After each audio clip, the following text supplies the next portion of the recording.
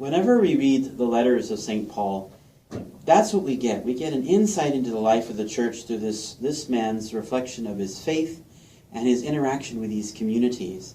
And this is a great section of the letter. If you haven't read the whole letter to the Galatians, it's great to read that. Because we see Paul's interaction with the leaders of the church. And sometimes those interactions are wonderful, and sometimes they're not. And we get both in the same passage today. St. Paul goes up and he says, people of repute. So he means the leaders of the church.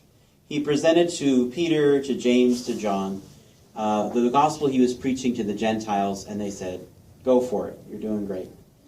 And then he also describes an argument that he has with Peter, or Cephas, over this issue about whether or not Gentiles have to follow the Mosaic law. And that was the issue. Now this is going to be formed, this is important, because it forms the foundation for the first council of the church, the Council of Jerusalem. And so they debate this. But it has much deeper significance. And Paul is he's so good at how he's writing. You know, he talks about circumcised and uncircumcised. This is the issue. This was part of the issue that was going into it. That's why he doesn't say Jew and Gentile as much in this letter, because that's not what, he's talking about this very external sign. But, is that the thing that is necessary? And then he switches between Peter and Cephas, or Kephas, which is the Greek and the Hebrew word for rock. So he's going back and forth, talking about how Peter is kind of going back and forth here.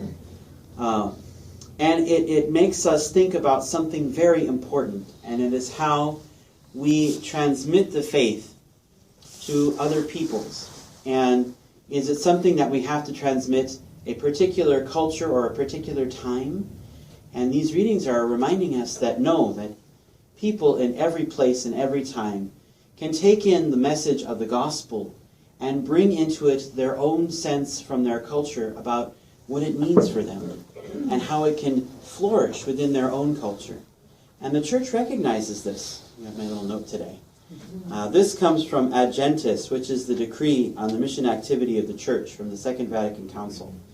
And in Article 9 it says, and so whatever good is found to be sown in the hearts and minds of men, or in the rites and cultures peculiar to various peoples, not only is it not lost, but it is healed, uplifted, and perfected for the glory of God, the shame of the demon, and the bliss of men. In a sense that it's saying that the genius of each culture can be part of a people's receiving of the gospel, and we need to honor that. And some of the more bitterest parts of our own history is where we have not recognized that.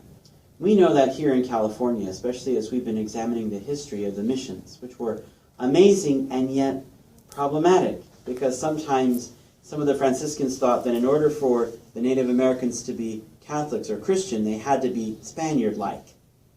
And they tried, that was kind of that sense of how do they navigate that, and sometimes it didn't go very well. So what does that mean? Well, both St. John Paul II, Pope Emeritus Benedict, and Pope Francis have been calling the church for many, many years to become aware again of the need to proclaim the good news to all peoples. St. John Paul II talked about that daily conversion that must happen.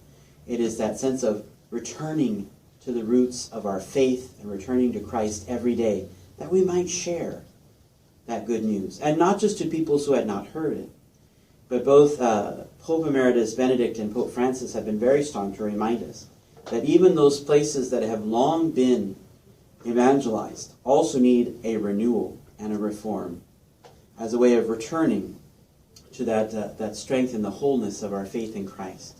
But it really hits that at the end, is our Catholicity.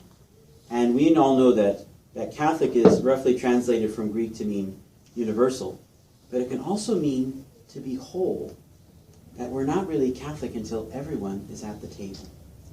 And so our question is, who is missing from the table of the Lord? And to not rest until everyone is there present.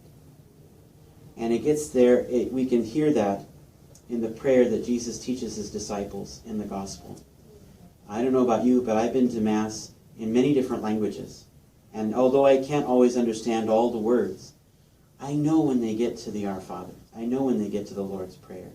And I can pray that in whatever language is easy for me.